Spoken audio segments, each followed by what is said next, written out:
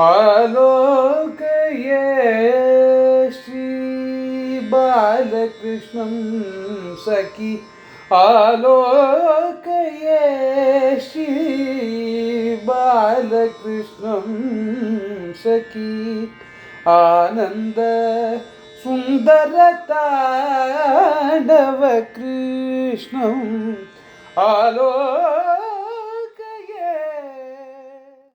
ಶ್ರೀ ಗುರುಭ್ಯೋ ನಮಃ. ಗುರು ಬ್ರಹ್ಮ ಗುರುರ್ವಿಷ್ಣು ಗುರುರ್ದೇವೋ ಮಹೇಶ್ವರಃ.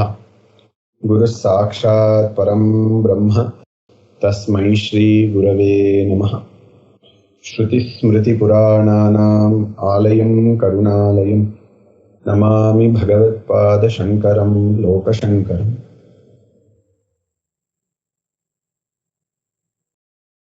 ಅಪರಿಮಿತವಾದ ಬೃಹತ್ತಾದ ಒಂದು ಕಾರ್ಯವು ನೆರವೇರಲಿದೆ. ಅದುವೇ ಇಂದಿನಿಂದ ಗುರುವಿನ ಅನುಗ್ರಹದೊಂದಿಗೂ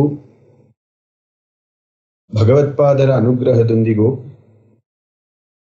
ಭಾಗವತ ಸಾರವಾಗಿರ್ತಕ್ಕಂತಹ ನಾರಾಯಣೀಯಂ ಜಗತ್ ಪ್ರಸಿದ್ಧವಾಗಿರ್ತಕ್ಕಂತಹ ಗ್ರಂಥ, ಅದನ್ನ ವಿಸ್ತಾರವಾಗಿ ಪ್ರತಿ ಶ್ಲೋಕದಲ್ಲಿ ಇರ್ತಕ್ಕಂತಹ ಅರ್ಥವನ್ನು, ಗೂಢಾರ್ಥವನ್ನು, ಅಲ್ಲಲ್ಲಿ ಇರ್ತಕ್ಕಂತಹ ರಸವತ್ತಾದ ಅಂಶಗಳನ್ನೂ ಸಹ ನಾವು ಪುನಃ ಭಗವತ್ಪಾದರ ಅನುಗ್ರಹದೊಂದಿಗೂ ಗುರುಗಳ ಅನುಗ್ರಹದೊಂದಿಗೂ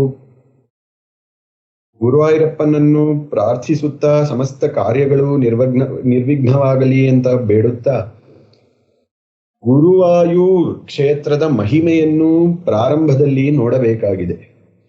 ಏಕೆಂದರೆ ಒಂದು ಗ್ರಂಥವು ಬಂದಿದೆ ಅಥವಾ ಗ್ರಂಥವು ಒಬ್ಬರನ್ನು ಕುರಿತಾಗಿ ಬಂದಿದೆ ಅಂತಂದರೆ ಆರಂಭದಲ್ಲಿ ಆ ದೇವರಿನ ಮಹತ್ವ ಅಥವಾ ಆ ಕ್ಷೇತ್ರದ ಮಹತ್ವ ನೋಡಿ, ಆ ಕ್ಷೇತ್ರದಲ್ಲಿ ಇರ್ತಕ್ಕಂತಹ ವೈಶಿಷ್ಟ್ಯಗಳು ಮತ್ತು ಆ ಕ್ಷೇತ್ರದಲ್ಲಿ ರಚಿಸಿದಂತಹ ಈ ಬೃಹತ್ತಾದ ಸಾರವತ್ತಾದ ಗ್ರಂಥವಾಗಿರ್ತಕ್ಕಂತಹ ನಾರಾಯಣೀಯದ ಕರ್ತೃವಾದಂತಹ ಮೇಲ್ಪತ್ತೂರ್ ನಾರಾಯಣ ಭಟ್ಟದ್ರಿ ಅವರ ಕಥೆಯನ್ನು ಆಲೋಚಿಸಿ ತದನಂತರದಲ್ಲಿ ಒಂದೊಂದು ಶ್ಲೋಕವನ್ನು ದೀರ್ಘವಾಗಿ ಆಳವಾಗಿ ವ್ಯಾಖ್ಯಾನ ಸಮೇತವಾಗಿ ನೋಡಿ ಭಗವಂತನ ಕೃಪೆಗೆ ಪಾತ್ರರಾಗೋಣ ಅಂತ ಈ ಸಂದರ್ಭದಲ್ಲಿ ಹೇಳುತ್ತೇನೆ. ಜಗತ್ ಪ್ರಸಿದ್ಧವಾಗಿರ್ತಕ್ಕಂತಹ ಗುರುವಾಯೂರ್ ಕ್ಷೇತ್ರ ಇಂದಿಗೆ ಸುಪ್ರಸಿದ್ಧ. ಆದರೆ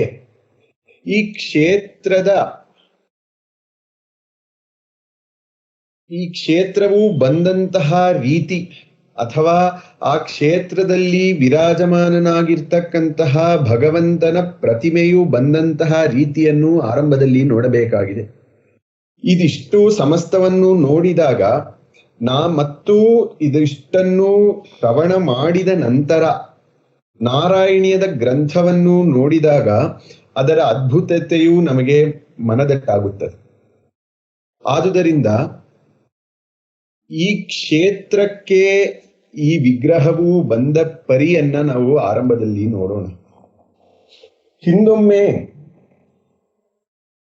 ಭಗವಂತನು ಜಗನ್ಮಾತೆಯಾದಂತಹ ಲಕ್ಷ್ಮಿಯು ವೈಕುಂಠದಲ್ಲಿ ಒಟ್ಟಿಗೆ ಇರಲು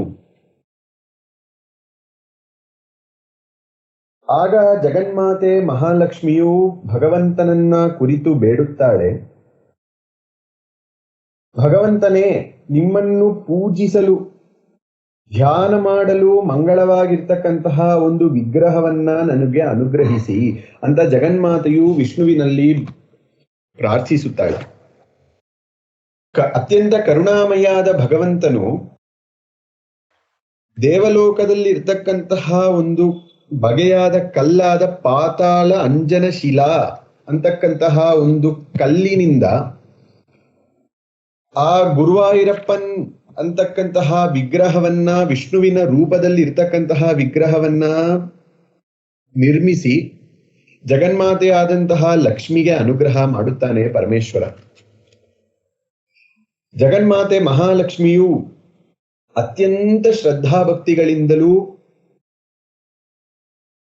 ನಮ್ರತೆಯಿಂದಲೂ ಆ ಭಗವಂತನನ್ನ ಬಹುಕಾಲ ಪೂಜಿಸುತ್ತಿರುತ್ತಾಳೆ. ಹೀಗಿರಲು ಒಂದೊಮ್ಮೆ ಏನಾಗುತ್ತದೆ ಅಂತಂದರೆ,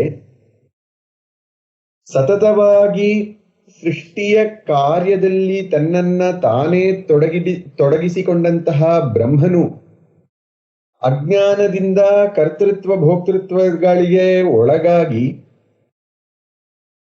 ಅತ್ಯಂತ ದುಃಖತಪ್ತನಾಗುತ್ತಾನೆ. ಎಲ್ಲರಿಗೂ ತಿಳಿದಿರುವ ವಿಷಯವೇ, ಕರ್ಮದಲ್ಲಿ ಯಾವಾಗ ಕರ್ತೃತ್ವ ಭೋಕ್ತೃತ್ವಗಳು ಬರುತ್ತದೆಯೋ ಆಗ ಆ ಮನುಷ್ಯನು ದುಃಖತಪ್ತನಾಗುತ್ತಾನೆ. ಅಂತೆಯೇ ಬ್ರಹ್ಮನೂ ಕೂಡ ತನ್ನ ಕಾರ್ಯದಲ್ಲಿ ಅಭಿಮಾನವನ್ನು ಕರ್ತೃತ್ವ ಭೋಕ್ತೃತ್ವಾದಿಗಳನ್ನು ಇಟ್ಟ ಕಾರಣ ತನಗೆ ದುಃಖವೂ ಬಂದು ಅತ್ಯಂತ ಖೇದವಾಗುತ್ತಾನೆ. ಈ ಖೇದವಾದ ಸಂದರ್ಭದಲ್ಲಿ ಬ್ರಹ್ಮನು ಭಗವಂತನನ್ನ ಕುರಿತು ಧ್ಯಾನವನ್ನ ಮಾಡುತ್ತಾನೆ. ಹೀಗೆ ಧ್ಯಾನವನ್ನ ಮಾಡಿದಂತಹ ಸಂದರ್ಭದಲ್ಲಿ ಭಗವಂತನು ಬ್ರಹ್ಮನ ಮುಂದೆ ಆವಿರ್ಭವಿಸಿ ತಾನು ಧ್ಯಾನ ಮಾಡುವ ಕಾರಣವನ್ನು ಅರಿತುಕೊಳ್ಳುತ್ತಾನೆ ಮತ್ತು ತನ್ನ ದುಃಖಕ್ಕೆ ಖೇದಕ್ಕೆ ಕಾರಣವನ್ನು ತಿಳಿದುಕೊಳ್ಳುತ್ತಾನೆ. ಆಗ ಭಗವಂತನು ಹೇಳುತ್ತಾನೆ, ನನ್ನನ್ನ ಶರಣಾಗತಿಯನ್ನು ಮಾಡು, ನಿನಗೆ ಸಕಲ ಸನ್ಮಂಗಳವನ್ನು ಉಂಟು ಮಾಡುತ್ತೇನೆ ಅಂತ ಹೇಳಿ ಬ್ರಹ್ಮನು ಅಂತೆಯೇ ಶರಣನ್ನು ಹೊಂದಿ ಭಗವಂತನಲ್ಲಿ, ಆಗ ಈ ಲಕ್ಷ್ಮಿಗೆ ಹಿಂದೆ ಕೊಟ್ಟಂತಹ ವಿಗ್ರಹವನ್ನ ಭಗವಂತನು ಆ ವಿಗ್ರಹವನ್ನ ಬ್ರಹ್ಮನಿಗೆ ಕೊಡುತ್ತಾನೆ. ಬ್ರಹ್ಮನು ಆ ವಿಗ್ರಹವನ್ನು ಅತ್ಯಂತ ಭಕ್ತಿಯಿಂದಲೂ ಅತ್ಯಂತ ಶ್ರದ್ಧೆಯಿಂದಲೂ ಪೂಜಿಸುತ್ತಿರುತ್ತಾನೆ. ಹೀಗೆ ಬಹುಕಾಲ ಆಗತ್ತೆ. ತದನಂತರ ಕಾಲಗಳಲ್ಲಿ ಬಂದಂತಹ ವರಾಹ ಕಲ್ಪದಲ್ಲಿ ಭಾಗವತೋತ್ತಮರಾದಂತಹ ದಂಪತಿಗಳು, ಕೃಷ್ಣಿ ಸುತಪಸ್ ಅಂತಂತಹ ದಂಪತಿಗಳು ಬಹುಕಾಲ ಪುತ್ರಲಾಭ ಇಲ್ಲದಿದ್ದ ಕಾರಣ ಭಗವಂತನ ಕುರಿತು ಧ್ಯಾನವನ್ನ ಮಾಡುತ್ತಾರೆ.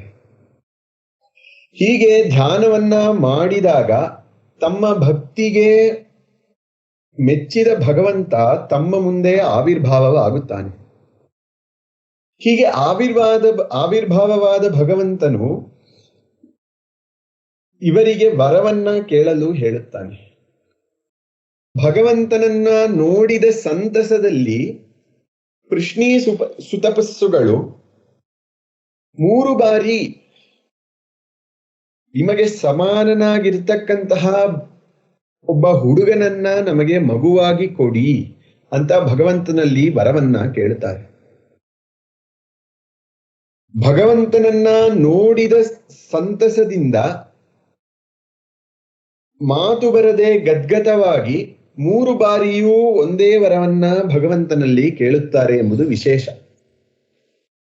ಭಗವಂತನು ಹೇಳುತ್ತಾನೆ, ನನಗೆ ಸಮಾನನಾದ ಮತ್ತೊಬ್ಬ ಇಲ್ಲ, ಆದ್ದರಿಂದ ನಾನೇ ನಿಮಗೆ ಮಗುವಾಗಿ ಹುಟ್ಟುತ್ತೇನೆ ಅಂತ ಹೇಳಿ ಜಗನ್ಮಾತೆಯಿಂದ ತಗೊಂಡಂತಹ ಆ ವಿಗ್ರಹವನ್ನ ಬ್ರಹ್ಮನಲ್ಲಿ ಕೊಟ್ಟು ಪುನಃ ಈಗ ಬ್ರಹ್ಮನಿಂದ ಅದೇ ವಿಗ್ರಹವನ್ನ ಕೃಷ್ಣೀ ಸುತಪಸ್ಸುಗಳಿಗೆ ಭಗವಂತನು ಕೊಡುತ್ತಾನೆ.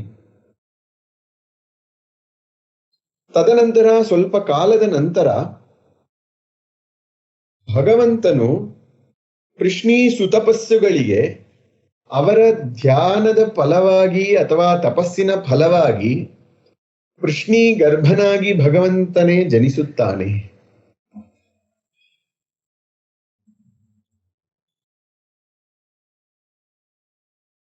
ಇದೇ ಭಗವಂತನು 2ನೇ ಜನ್ಮದಲ್ಲಿ ಇದೇ ಕೃಷ್ಣೀ ಸುತಪಸ್ಸುಗಳು ಅದಿತಿ ಕಶ್ಯಪರಾಗಿ ಬರಲು ಭೂಲೋಕಕ್ಕೆ ಭಗವಂತನು ವಾಮನಾವತಾರದಲ್ಲಿ ಬಂದು ಮಹಾಬಲಿ ಚಕ್ರವರ್ತಿಯನ್ನ ಉದ್ಧಾರ ಮಾಡುತ್ತಾನೆ. ಆಗಲೂ ಸಹ ಹಿಂದೆ ಕೃಷ್ಣೀ ಸುತಪಸ್ಸುಗಳಿಗೆ ಕೊಟ್ಟಂತಹ ಆ ದಿವ್ಯವಾದ ವಿಗ್ರಹ ಈಗ ಅದಿತಿ ಕಶ್ಯಪರ ಕೈಯನ್ನು ಸೇರುತ್ತದೆ. ವಾಮನ ಅವತಾರವಾದ ಕಾಲದಲ್ಲಿ ಪುನಃ ಪೃಶ್ನಿ ಸುತಪಸರೇ ಅದಿತಿ ಕಶ್ಯಪರಾಗಿ ಪುನಃ ಅವರೇ ವಸುದೇವ ದೇವಕಿಯಾಗಿ ಜನ್ಮವನ್ನು ತಾಳುತ್ತಾರೆ. ಎಲ್ಲರಿಗೂ ತಿಳಿದಿರ್ತಕ್ಕಂತಹ ವಿಷಯವೇ, ವಸುದೇವ ದೇವಕಿಗಳಿಗೆ ದಿವ್ಯ ದಂಪತಿಗಳಿಗೆ ಭಗವಂತನೇ ಸ್ವಯಂ ಕೃಷ್ಣನಾಗಿ ಅವತರಿಸುತ್ತಾನೆ ಮತ್ತು ಅದಿತಿ ಕಶ್ಯಪರಲ್ಲಿದ್ದಂತಹ ಈ ದಿವ್ಯವಾದ ವಿಗ್ರಹವು ವಸುದೇವ ದೇವಕಿಯರ ಕೈಗೆ ಬಂದು ಸೇರುತ್ತದೆ. ವಸುದೇವ ದೇವಕಿಯ ಕಾಲವಾದ ನಂತರ ಭಗವಂತನೇ ಸ್ವಯಂ ಸಾಕ್ಷಾತ್ ಗೀತಾಚಾರ್ಯನಾಗಿರ್ತಕ್ಕಂತಹ ಭಗವಂತನೇ ತಾನೇ ವಿಷ್ಣುವಿನ ಅವತಾರದಲ್ಲಿ ಇದ್ದಂತಹ ಸಂದರ್ಭದಲ್ಲಿ ನಿರ್ಮಾಣ ಮಾಡಿದ ಪಾತಾಳ ಅಂಜನಶಿಲಾ ವಿಗ್ರಹವನ್ನ ಸ್ವಯಂ ಗೀತಾಚಾರ್ಯನೇ ಕೃಷ್ಣಾವತಾರದಲ್ಲಿ ಪೂಜಿಸುತ್ತಾನೆ. ನೋಡಿ ಎಲ್ಲಿಂದ ಹೇಗೆ ಬಂದಿದೆ ಅಂತ. ಆರಂಭದಲ್ಲಿ ಭಗವಂತನೇ ನಿರ್ಮಿಸಿದ ವಿಗ್ರಹವು ಜಗನ್ಮಾತೆಯ ಕೈಯಲ್ಲಿ ಬಂದು ಪುನಃ ಅದೇ ವಿಗ್ರಹವು ಬ್ರಹ್ಮನ ಕೈ ಸೇರಲು ಭಗವಂತನನ್ನ ಧ್ಯಾನ ಮಾಡಿದ ಫಲವಾಗಿ ಬ್ರಹ್ಮನಿಂದ ಆ ವಿಗ್ರಹವು ಪೃಶ್ನಿ ಸುತಪಸ್ಸರಿಗೆ ಬಂದು ಪೃಶ್ನಿ ಸುತಪಸ್ಸರಿಂದ ಈ ವಿಗ್ರಹವು ಅದಿತಿ ಕಶ್ಯಪರಿಗೆ ಬಂದು ಅದಿತಿ ಕಶ್ಯಪರಿಂದ ವಸುದೇವ ದೇವಕಿಗೆ ಬಂದು ದೇವಕಿ ವಸುದೇವರಿಂದ ಸ್ವಯಂ ಸಾಕ್ಷಾತ್ ಕೃಷ್ಣನಿಗೆ ಈ ವಿಗ್ರಹವು ಬರುತ್ತದೆ. ಭಗವಂತನೂ ಸಹ ಈ ವಿಗ್ರಹವನ್ನ ಲೋಕರೀತಿಯಾಗಿ ಪೂಜೆ ಮಾಡುತ್ತಾನೆ. ಮಹಾಭಾರತ ಯುದ್ಧಗಳು ಎಲ್ಲ ಮುಗಿದ ನಂತರ ತನಗೆ ಅಪರಿಮಿತವಾಗಿರ್ತಕ್ಕಂತಹ ಪ್ರಿಯ ಸಖನಾದಂತಹ ಉದ್ಧವನಲ್ಲಿ ಕರೆದು ಈ ವೃತ್ತಾಂತವನ್ನು ಮತ್ತು ಈ ವಿಗ್ರಹದ ಮಹಿಮೆಯನ್ನು ಹೇಳಿ ಉದ್ಧವನಿಗೆ ಈ ಪಾತಾಳ ಅಂಜನ ಶಿಲಾ ವಿಗ್ರಹವನ್ನ ಉದ್ಧವನಿಗೆ ಭಗವಂತನೇ ಕೊಡುತ್ತಾನೆ. ನೋಡಿ ಆಶ್ಚರ್ಯ ಏನು ಅಂತಂದರೆ, ಹೇಗೆ ರಾಮಾಯಣದಲ್ಲಿ ರಾಮನೇ ಪೂಜಿಸಿದಂತಹ ವಿಗ್ರಹವು ಶ್ರೀರಂಗಂನಲ್ಲಿ ಇದೆಯೋ ರಂಗನಾಥರ ವಿಗ್ರಹ, ಅಂತೆಯೇ ಸಾಕ್ಷಾತ್ ಕೃಷ್ಣನೇ ಪೂಜಿಸಿದಂತಹ ಈ ವಿಗ್ರಹವು ಇಂದು ಗುರುವಾಯೂರಿನಲ್ಲಿ ಜಾಜ್ವಲ್ಯಮಾನವಾಗಿ ಪ್ರಕಾಶಿಸುತ್ತಿದೆ. ಅದನ್ನು ನೋಡಿದ ನಾವೇ ಧನ್ಯರು. ಹೀಗೆ ಅದಲ್ಲದೆ ಕೃಷ್ಣ ಮುಂದೆ ಒಂದು ಮಾತನ್ನು ಉದ್ಧವನಿಗೆ ಹೇಳುತ್ತಾನೆ. ನೋಡಪ್ಪ ಉದ್ಧವ, ನನ್ನ ಕಾಲ ಮುಗಿದ ನಂತರ ಸಮಸ್ತ ದ್ವಾರಕೆಯು ನೀರಿನಲ್ಲಿ ಮುಳುಗಲು, ಈ ಕಾಲದ ನಂತರ ನೀನು ದೇವಗುರುವಾದ ಬೃಹಸ್ಪತಿ ಗುರು ಮತ್ತು ವಾಯುವಿನಲ್ಲಿ ಈ ವಿಗ್ರಹವನ್ನ ಕೊಟ್ಟು ಅವರಿಗೆ ಇದನ್ನು ಸೂಕ್ತವಾಗಿರ್ತಕ್ಕಂತಹ ಒಂದು ಸ್ಥಳದಲ್ಲಿ ಇದನ್ನ ಪ್ರತಿಷ್ಠಾಪಿಸಿ ಮತ್ತು ಭೂಲೋಕದಲ್ಲಿ ತನ್ನನ್ನು ನಾಡಿ ಬಂದ ಭಕ್ತರಿಗೆ ಅನುಗ್ರಹ ಮಾಡಲು ನಾನು ಸದಾ ಇರುತ್ತೇನೆ ಅಂತ ಭಗವಂತ ಹೇಳುತ್ತಾನೆ. ಅಂತೆಯೇ ಉದ್ಧವನೂ ಸಹ ಈ ವಿಗ್ರಹವನ್ನ ಭಕ್ತಿಯಿಂದ ಪೂಜಿಸಿ ಕೃಷ್ಣ ಪರಮಾತ್ಮನ ಕಾಲದ ನಂತರದಲ್ಲಿ ದ್ವಾರಕೆಯು ಮುಳುಗಲು ಗುರುವು ಮತ್ತು ವಾಯುವಿನ ಅಧ್ಯಕ್ಷತೆಯಲ್ಲಿ ಈ ವಿಗ್ರಹವನ್ನ ಅವರಿಗೆ ಕೊಡುತ್ತಾನೆ ಉದ್ಧವ.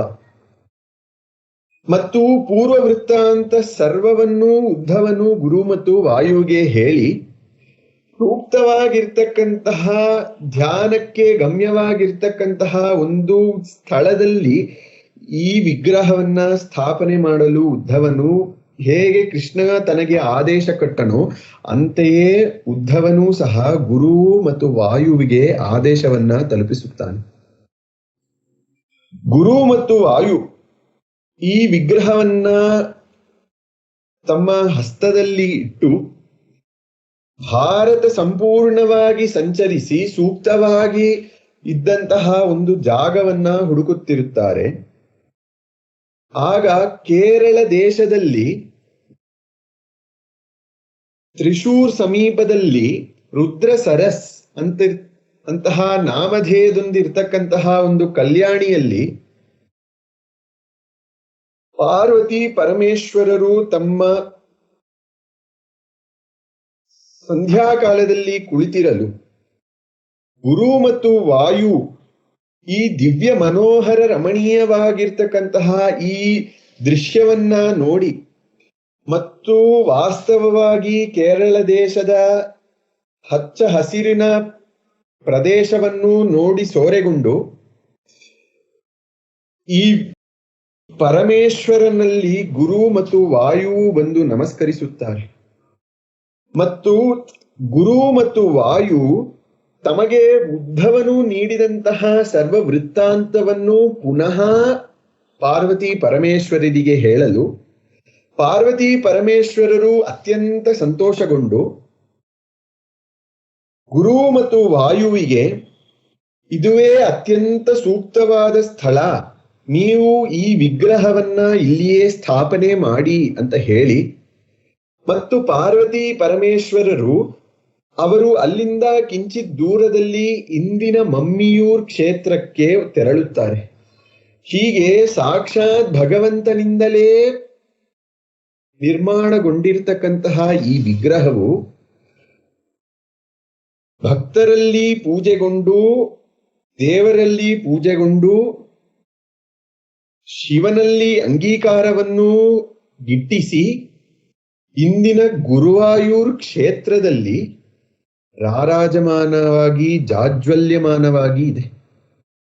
ಅದಕ್ಕೆ ಭಟ್ಟದ್ರಿಯು ನಾರಾಯಣೀಯದ ಪ್ರಥಮ ಶ್ಲೋಕದಲ್ಲೇ ಹೇಳ್ತಾರೆ, ಹಂತ ಭಾಗ್ಯಂ ಜನಾನಾಂ. ನಾವು ಹೇಳ್ತೀವಲ್ಲ ಚಚ್ಚೋ ಅಂತ, ಅಯ್ಯಯ್ಯೋ, ಸಂತೋಷ ಹರ್ಷ ಭರಿತನಾದಾಗ ಬರ್ತಕ್ಕಂತಹ ಮಾತು. ಸಾಕ್ಷಾತ್ ಬ್ರಹ್ಮನೇ, ಸಾಕ್ಷಾತ್ ಸಾಕ್ಷಾತ್ ಆ ದಿವ್ಯಮಂಗಳ ವಿಗ್ರಹವನ್ನ ಮಾಡಿದ ಭಗವಂತನೇ ಅಲ್ಲಿ ನಿಂತಿದ್ದಾನೆ ಅಂತ ಭಟ್ಟದ್ರಿಯು ಹಂತ ಭಾಗ್ಯಂ ಜನಾನಾಂ. ಇದು ಗುರುವಾಯೂರನ ವೃತ್ತಾಂತವಾದರೆ ಮತ್ತೊಂದು ವಿಶೇಷವೇನೆಂದರೆ, ಪ್ರಾಯ ಸಂಸಾರದ ಹಗ್ಗವನ್ನೇ ಛೇದಿಸಲು ಸಮರ್ಥನಾಗಿರ್ತಕ್ಕಂತಹ ಆ ಭಗವಂತನು ದೈಹಿಕವಾಗಿ ಇರ್ತಕ್ಕಂತಹ ರೋಗಗಳನ್ನು ನಾಶ ಮಾಡಲಾರನೆ ಎಂಬ ಭಾವದೊಂದಿಗೆ ಅನೇಕ ಅನೇಕ ಅನೇಕ ಅನೇಕ ಭಕ್ತರು ಇಲ್ಲಿ ಬಂದು ತಮ್ಮ ರೋಗಗಳನ್ನು, ದೈಹಿಕವಾಗಿರ್ತಕ್ಕಂತಹ ರೋಗಗಳನ್ನು, ಪಾರಮಾರ್ಥಿಕವಾಗಿರ್ತಕ್ಕಂತಹ ರೋಗಗಳನ್ನು ನೀಗಿಸಿಕೊಂಡಿದ್ದಾರೆ. ಅದರಲ್ಲಿ ಪ್ರಥಮವಾಗಿ ನಮಗೆ ಪುರಾಣಗಳಿಂದ ಸಿಗ್ತಕ್ಕಂತಹ ಪ್ರಥಮವಾಗಿ ರೋಗ ನಿವಾರಣೆಯ ದೃಷ್ಟಿಯಿಂದ ನೋಡಿದರೆ ಪ್ರಥಮ ಭಕ್ತನಾಗಿರ್ತಕ್ಕಂತಹವನು ಜನಮೇಜಯ. ಹೇಗೆ ಪರೀಕ್ಷಿತ್ ಸ್ವರ್ಗಸ್ಥನಾದ ನಂತರ ಜನಮೇಜಯನು ಸರ್ಪಯಾಗವನ್ನು ಮಾಡಲು ಆ ಸರ್ಪಯಾಗದ ಫಲವಾಗಿ ತನಗೆ ಚರ್ಮರೋಗವು ಅಂಟಿಕೊಳ್ಳುತ್ತದೆ. ಹೀಗೆ ತನಗೆ ಅಂಟಿಕೊಂಡಂತಹ ಚರ್ಮದ ರೋಗವನ್ನು ನಿವಾರಣೆ ಮಾಡಿಕೊಳ್ಳಲು ಜನಮೇಜಯನು ಆರಿಸಿ ಬಂದಂತಹ ಜಾಗ, ಕ್ಷೇತ್ರ ಗುರುವಾಯೂರ್. ಹೀಗೆ ಅನೇಕ ಭಕ್ತರ ಕಥೆಗಳು ನಮಗೆ ಪುರಾಣದಿಂದ ಕರ್ಣ ಪರಂಪರೆಯಾಗಿಯೂ ಕೆಲವು ಕಥೆಗಳು ಸಿಗುತ್ತದೆ. ಅಂತೆಯೇ ಒಬ್ರು ಮಹಾನ್ ಭಕ್ತರು ಮೇಲ್ಪತ್ತೂರ್ ನಾರಾಯಣ ಭಟ್ಟದ್ರಿ, ಅವರೇ ನಾರಾಯಣೀಯದ ಗ್ರಂಥದ ಕರ್ತೃವಾಗಿರುತ್ತಾರೆ. ಪ್ರಾಯ ನನ್ನ ಅಭಿಪ್ರಾಯದಲ್ಲಿ ಪರಸ್ಪರ ತಪಸ್ಸಂಪತ್ ಅನ್ನುವ ರೀತಿಯಲ್ಲಿ ಗುರುವಾಯೂರಿನ ಕ್ಷೇತ್ರದ ಮಹಿಮೆಯು ಪ್ರಕಾಶವಾಗಿದ್ದು ನಾರಾಯಣ ಭಟ್ಟದ್ರಿಯಿಂದ, ನಾರಾಯಣ ಭಟ್ಟದ್ರಿಯು ಲೋಕಕ್ಕೆ ಗೊತ್ತಾಗಿದ್ದು ಗುರುವಾಯೂರ್ ಕ್ಷೇತ್ರದಿಂದ. ಹೀಗೆ ಪರಸ್ಪರ ಉಭಯ ಯಶವಾಗಿರ್ತಕ್ಕಂತಹ ಈ ಗ್ರಂಥವನ್ನ ನಾವು ಮುಂದೆ ನೋಡಲಿದ್ದೇವೆ. ಇದು ಗುರುವಾಯೂರ್ ಕ್ಷೇತ್ರದ ಸಂಕ್ಷಿಪ್ತ ವಿವರ. ಮುಂದಿನ